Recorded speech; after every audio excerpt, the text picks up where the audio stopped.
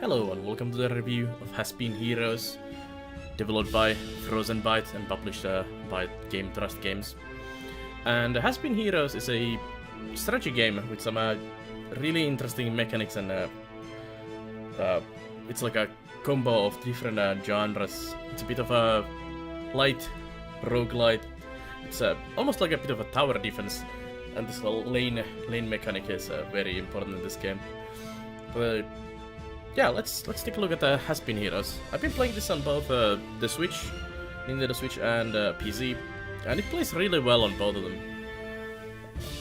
I've used a controller on the PC, and I also used the keyboard and the mouse on the PC, and both work really nice. And I also really like the Switch controls, which is where I've actually done most of my playing. And for the purpose of this video, we are doing a totally fresh start. Except I've skipped through the tutorial already, so we don't need to watch the tutorial. And this game, if you've played games like Binding of Isaac or many other like roguelike games, this game feels in a sense very similar to those games. As you do runs, you unlock new things, and then you get new abilities, new areas, and new enemies, and new bosses, and etc. So you unlock as you go, and also new characters, of course. So let's take a look at those first. So you start with 3 heroes only, but as you can see, there is a veritable cast of different heroes. So you start with a rogue, kind of caster character, and a tank. So basically these are, here are these 16 guys, or characters are pretty much like your more tanky, heavy hitter, slow characters. The purple ones here are mainly like casters, utility, and stuff like that, and the green ones are basically your quick, nimble, roguelike characters that do a lot of hits quickly, and you use them for different purposes. But yeah, that's basically the holy trinity of this game, of 3 different characters. You can only choose one from each category, so even if I had multiple ones in here, I couldn't take like a full caster party. I have to take one from each. And let's take a look at those unlocks, as I said. And current completion rate is not much, because it's a fresh save file. But I've done about half the game on the Switch, and there is a lot of stuff to unlock in this game. So just look at the spells here, different spells. But most of the spells, for example, are variations of each other, different damage types of same effect. But there is also a lot of unique ones. Then you have a ton of different items, like bananas and strength potion here for melee damage. And items are an interesting thing in this game, because you unlock them as you complete runs, and you also unlock them when you die in a run. Basically, there's a mechanic: as you kill enough enemies, you unlock you work towards next unlock as you kill enemies. And when you unlock an item, it just gives you a picture of the item, but doesn't really tell you what it does. Actually, it doesn't tell you what it does. And most of the icons for the items really don't tell you what they do. Like if you have several different potions, especially there seems to be some items that are basically just a color variation of the other thing, so it's usually different damage type. But still, if you have a bag of bananas or just a random potion, it doesn't tell you what it does until you have actually picked up that item. So you have to basically just go in blind, pick up an item, and see what it does. And at least a couple runs, I wouldn't say it has ruined my run, but it has definitely made my run harder, because I chose the item, for example, there's a lot of different mushroom items, and I just can't remember which one is which, and I picked up a mushroom that lowered my melee damage on my rogue, which pretty much made him hit like a wet noodle, and that's a bit rough. But as you have picked it once, it shows up here, and you next time you see it in the game, you know what it does. So it's kind of try and learn mechanic in that sense. Then you have a ton of enemies. A lot of these enemies seem to be just variations of skeletons, and that's one of the biggest complaints about the game is that there's a lot of different enemies, but they're basically the same skeleton with different looks. A few different abilities as well, quite many different abilities actually. I wish there was a bit more enemy variation, like graphically, like ice enemies would be more like ice-looking guys, and fire guys would be more like a fire guys, and not just different skeletons. Then we have different crossroads, which are basically different type of rooms you can encounter in the environment, regions, different areas. We have snowy forest and desolation at the moment, and then different endings here. So let's actually play the game. So let's jump to a new game. Yeah, we'll accept going over that.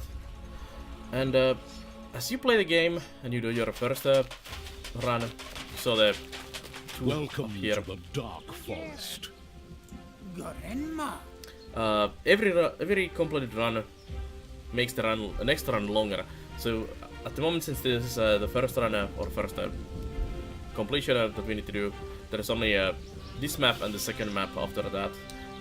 But the next one will have 3. Then when we complete that, we have 4, and so on. So every run gets longer, and every next step is always also harder. And as you complete the run, you unlock new monsters and new things, which make even the old stuff harder and more varied. So let's go through the UI here for a bit. So down here you have your map, so you can travel here. For example, next there is a battle, and there is this candle mechanic in this game. So you have to kind of plan your route where you want to go, so that you hit as many battles basically, because battles give you money. So you want to grind those, and then as many of these question marks that can be shops, altars, things, all kinds of things, health camps, stamina camps, and you want to grind money and then buy basically items and abilities as you go towards the boss there. But the candle mechanic is that if you have to go back, so for example, if I went here and then went back, that would use one candle, and when your candles run out, you will instantly lose the run. If you have to backtrack when you have no candles. So you have to really plan ahead where you want to go. So on this map, I would probably we have to go here, and then I have to decide pretty much between these two, which one I want to go, and then I go here, and from here, do we go up, or do we go here, and do we go there, or how do we want to go towards the boss? So there's also a strategy be done, deciding where you want to go. And you can also unlock later on items that show you some of the map, like what are these question marks here, and or all the question marks, and that helps you a lot of planning things ahead. And on the left here we have the characters. So we have our rogue, our caster, and our warrior, and we have abilities that are on a cooldown. So double strike for the rogue, curse of the frost for our caster man, and hot potato for our more tanky character. And you can use these every time your cooldown goes down, and you can have up to 5 abilities per character, but usually you don't have, like, if you have 3 for everyone, you're doing pretty good already. And certain ability slots here have different bonuses, like for example Rogue's third slot here has using a buff on a hero buffs the whole party. So you wanna match a nice buff ability in this slot, so you get this bonus from here. And same for everyone else. And these are different for each character, starting abilities and these slot bonuses. So you're gonna mix and match them kind of interestingly. Some of them are definitely better than others, and I would say like this character is not that great, to be honest. The next characters you unlock later on are basically superior in every way. And let's go then. Actually, let's go here in the middle first. So as you kill enemies, you unlock souls, which allow you a free cast. So basically, without cooldown, you can cast any of these abilities or spells you have, and that's basically for both of these. Your ladies, your princesses that you're escorting to the school, collect souls from enemies, like, of course. But then let's go up here next. So here we have our characters and our 3 lanes, and you can switch lanes here between these in combat and in shops as well, because you need to select the guy to pick up the item. And this is your number of attacks, and also this is your attack cooldown bar here. Health bar, which you can also see by mouse over the guys. He's fairly weak, and he can take hits a bit more. He has 2 stamina, and stamina is basically your armor. So you take a hit, your stamina goes down, and when your stamina is gone, you start to take HP damage. Abilities like fire, poison, and all of those go directly through your stamina and directly hit your HP bar. So, for example, the caster can be really in danger if he takes like a fire damage or poison to the face. Let's go into the first combat, and I'll show you a bit more. Also down here is the candles, money, and the keys. Yep, here we go. So this game is basically real time with a pause. So anytime you want, you can pause the game with a spacebar or a left trigger on the controller, and that gives you time basically to plan ahead what you want to do next. But oftentimes you just want to chain abilities and attacks without really pausing that much. But pausing is definitely a good idea. This is probably the biggest difference between playing on a controller or on a PC or a Switch, is that on a PC, if you are playing on a keyboard and mouse, doing the pausing is a lot easier and a lot faster, because you can spam spacebar a lot quicker than you can on a controller. And I think it gives you a tiny bit of small advantage over the console or controller because of that. It makes it a bit easier. But yeah, here we have some enemies. So they have the same HP and stamina, so you need to bring down their stamina down and then hit them. And when you hit them, they usually fly backwards, depending on enemy. Some enemies fly really far, some just do a small thing, and some of them don't even budge. And they slowly creep towards you, and then hit you, and then they jump back, and then they come again. So you need to kill them before they basically reach your heroes.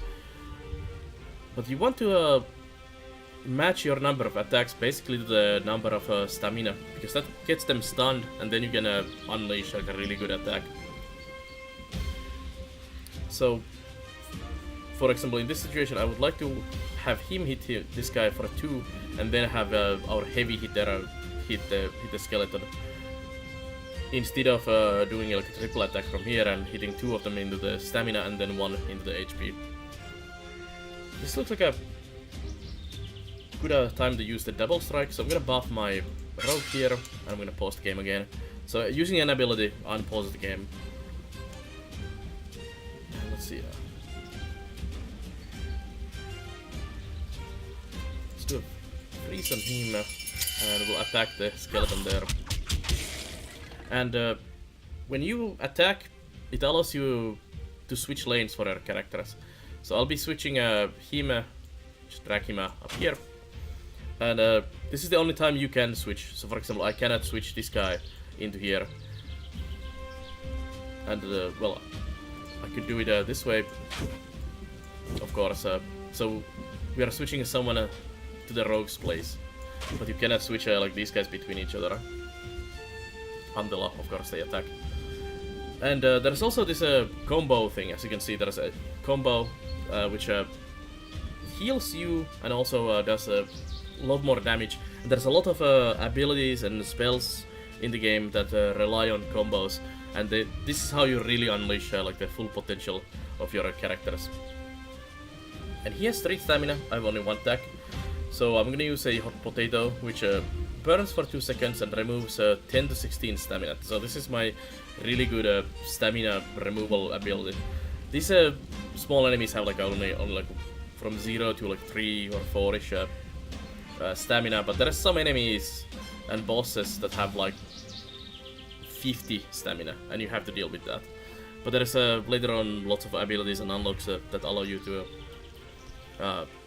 much quicker burn through their stamina. Also, critical hits go directly into the health, so they actually reduce the point of stamina, and they still do their damage directly to the health. So Stacking critical hit is very nice, and also spells, the fire spells and everything. Like this hot potato would actually do damage directly into health, while also removing 16 stamina. So we'll throw a hot potato at the skeleton there, and pause, and then we'll hit him with our warrior now that he's stunned. There we go. Double damage into the stun. And it also reduced his max stamina by 1. And while you don't have anything else to do, you slap the skeleton for a bit. So he did barely any damage compared to that 182 6. So you want to use your weak casters and support characters to basically just burn through the stamina of the enemies and then use the heavy hitter to actually do the damage.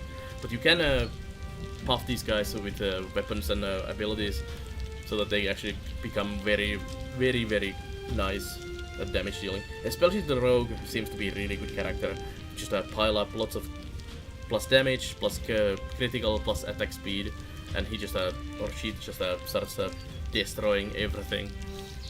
Plus, stacking the double strike is one of my favorite things in the game because you can stack this several times. So first 3 becomes 6, then it becomes 12, and etc. And I love doing like 48 attack combos on a boss or something. Just dong dong dong dong dong, and the enemy is dead. And you can really do it easily with, for example, these free spell casts. So you cast this once and then double up when you have those filled. So these are basically your emergency or strategically timed abilities. So let's unpause, and we need to wait for our next cooldowns. So in here I think we'll just smack him, and we'll switch up the rogue in there, a bit of slapping, and you can keep slapping this guy, keep him back, just jump him there. But eventually I do want to switch these a bit, so I'm gonna do this. I'm gonna put the mage up there, so I can match again to the stamina and then destroy.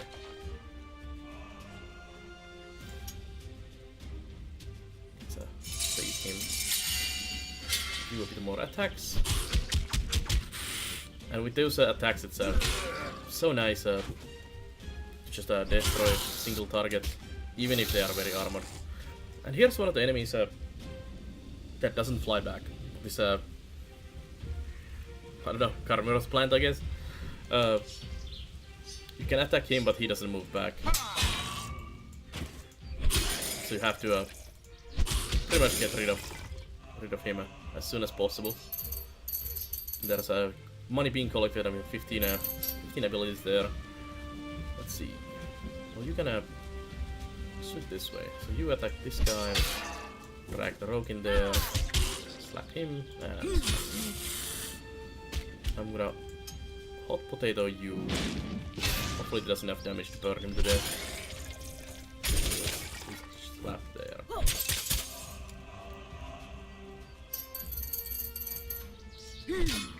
Let's just finish off these fairly easy enemies.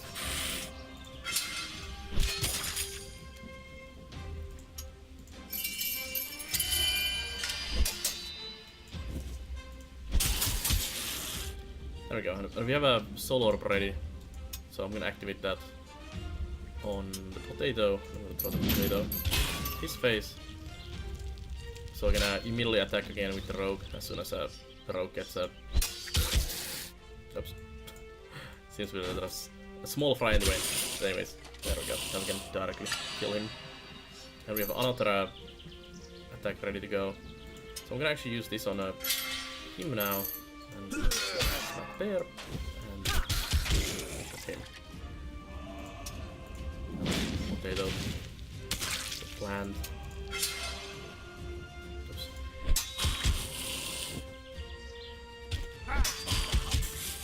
Not the greatest target though, to give the buff.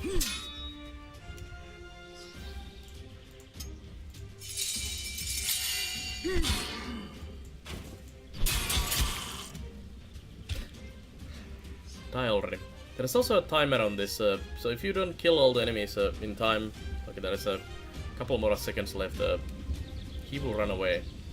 So in that case, you lose on money basically, and you also lose this battle clear bonus that you get if you don't kill them properly. So next step we can do, there is a stamina camp which heals your stamina. So if you lose stamina, you don't regain that other than going to a stamina camp. And these are very important, especially later on when you have lost your stamina, because these weaker characters, they pretty much die instantly if they take a hit when they don't have stamina. Sometimes they even die when they have only like 1 stamina left, because there's bosses, for example, that attack multiple times. So they hit your stamina a couple times and then through the health. And the caster character, for example, dies instantly from that. So I'm gonna go pick the chest here. We don't have a key, sadly, so we can open that. We also gonna take the stamina camp. Let's keep going. There's an empty tile here. So now we come to the crossroads. There's a locksmith. If I had a couple candles, I could go up here and back and back and back, but that's 3 candles. That's way too much.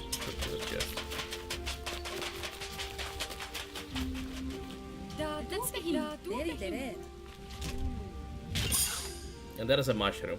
So for example here, I have no idea what this mushroom does. I actually do know what this mushroom does, but as you can see, it's just a question mark. If I had picked it up this on a previous run, I would know what it does. So just grab it now, and it shows as a mage room. So 40% faster spell recharge and minus 20 melee damage. So this would have been a very crippling on either of the melee characters, and this is a bit annoying, I have to say. But it's part of the roguelike element that you just need to learn what things do, more or less. Going probably be better actually to go here. I can go through there. Oh, there's a shop. Let's go see what we have here. So shops come from different rarities. This is a common shop. There is also rare, very rare, etc.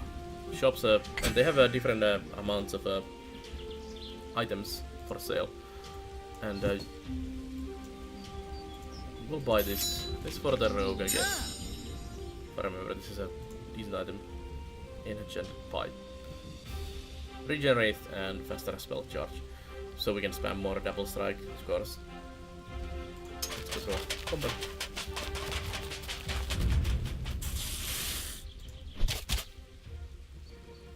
Let's drop potato and that's my view. I took some fire damage because he was burning when I was attacking him. That's not the greatest idea. But on the other hand, it doesn't really harm me that much. And he's dead. There we go. Please take him.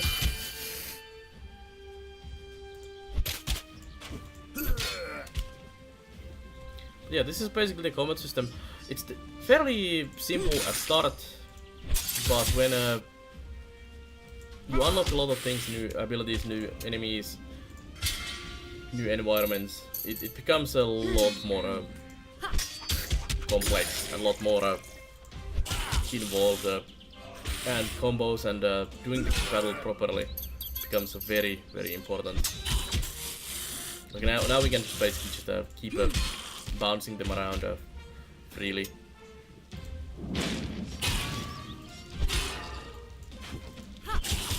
But late game, when they start having 20 stamina and things like that, it just doesn't work for you.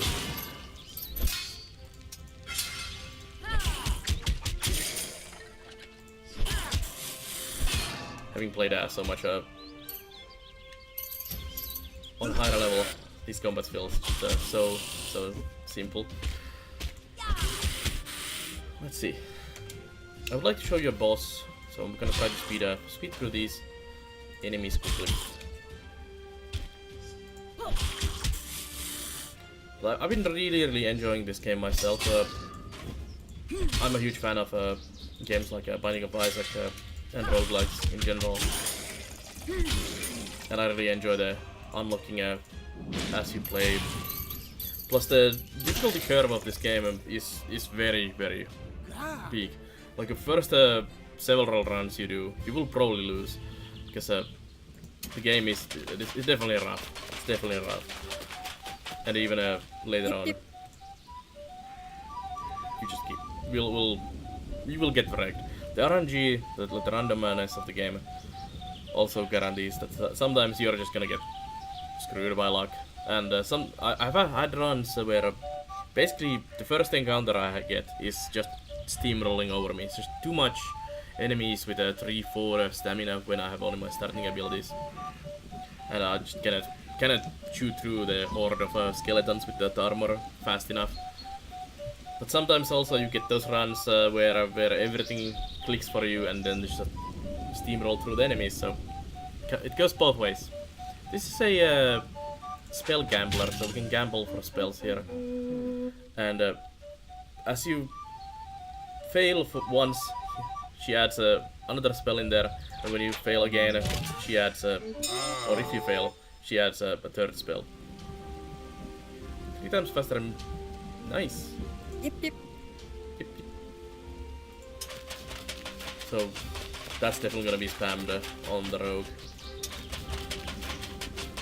This spell, this haste, would have been really great on this slot.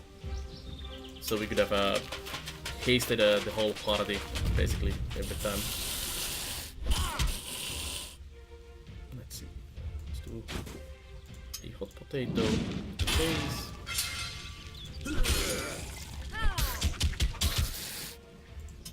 I'm actually gonna haste him. And I'm gonna keep the caster there.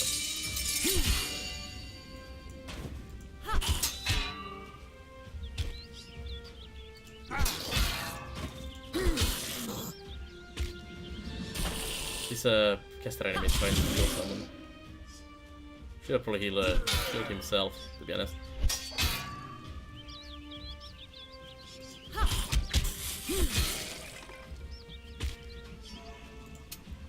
Let's see if caster can kill. There we go. 1 HP damage. That mage room there. Showing its colors, lowering our damage. Oh, still didn't die. Oh yeah, it's 10 HP.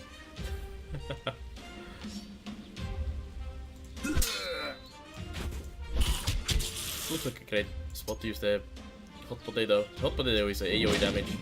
Fire up, burning all of them.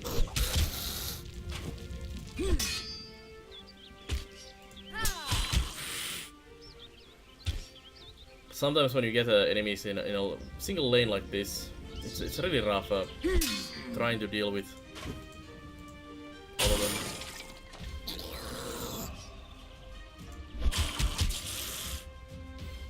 And this is where we'll probably take some damage now.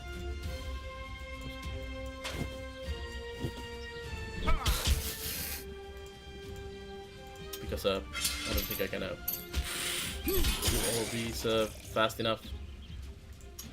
Maybe not. We'll see. If a haste will help us.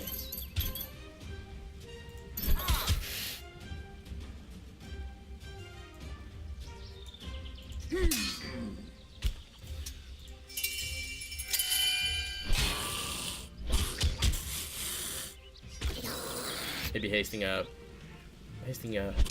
the rogue would have been a better idea. Just in time.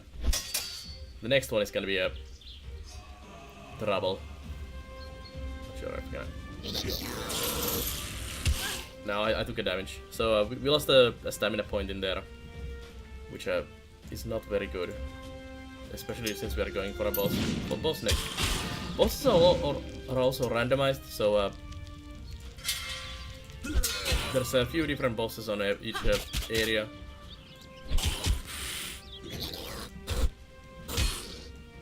That seem to cycle. Like this forest has a couple different ones. I'm actually in a huge trouble here, it seems. I just don't have enough damage at the moment, it seems.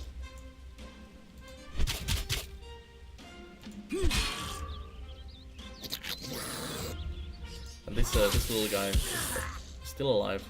Yeah, I'm gonna be not doing very good here, it seems.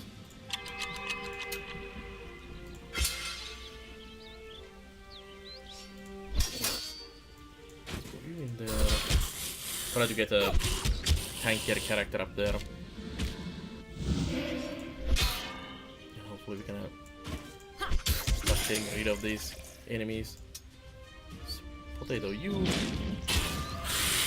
Oh, good timing.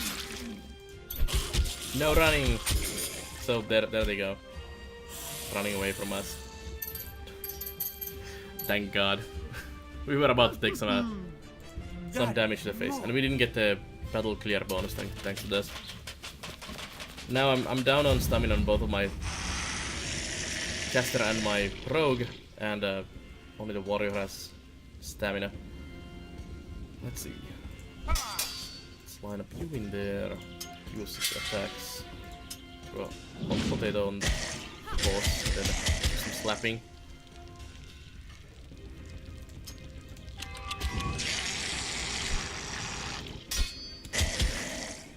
This boss is fairly simple. He just spawns a lot of these shadows and jumps lanes.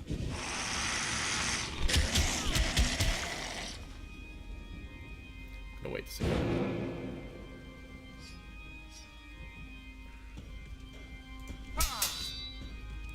This doesn't look good.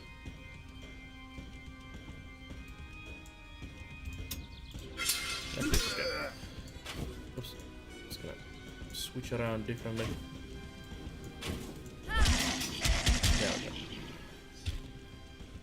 He's a bit too close. So switch you down there.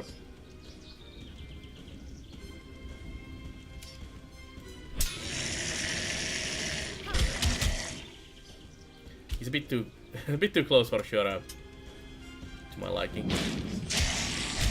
Oh wait, there we go. Just a clutch hot potato. This would have been a great time to save these if this boss actually gave us these. But since it doesn't. Many bosses, well, actually all the bosses really, actually not all of them, but most of the bosses really spam these followers around that actually would give you more of these solo orb things that you could use to cast spells, and sometimes it is very good idea to save as many of them as possible for that clutch moment.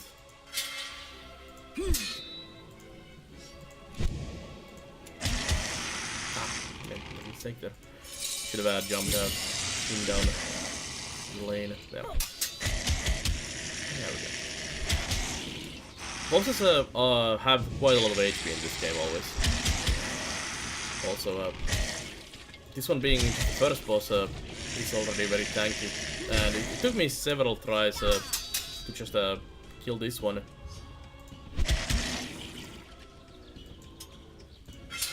Looks like a time for a potato. Actually, you might wanna slap you and then do a potato combo next. If he wants to come out of the stealth first.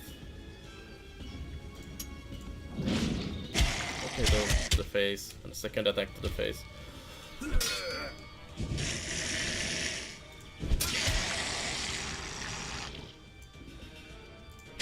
Double kill.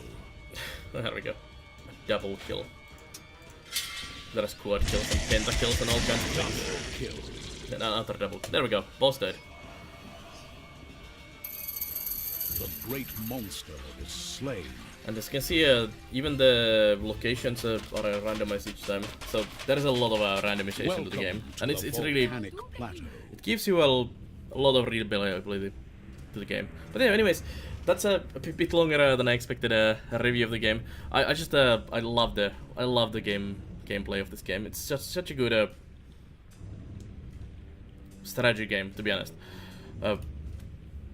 because of all this pause mechanic, thinking what to do next, strategizing through the map and everything, like building your characters, and there's enough difficulty. A lot of games feel too easy for me, and this game definitely brings that really challenging hardness, and it's awesome. And yeah, it's really good both on PC and Switch, which I've played both quite a lot, a bit more than I probably should have, and I can highly recommend this to anyone who is interested in roguelikes and in like a real-time with pause strategy games. Such a good, amazing game from the Frozenbyte. But anyways, if you like this review, check out the other reviews, let's plays, and everything on the YouTube channel, and check out the live stream on nar.tv every day, where I play different builder and management strategy games, such as this, and lots more every day. So, I'll see you guys next time. Bye bye.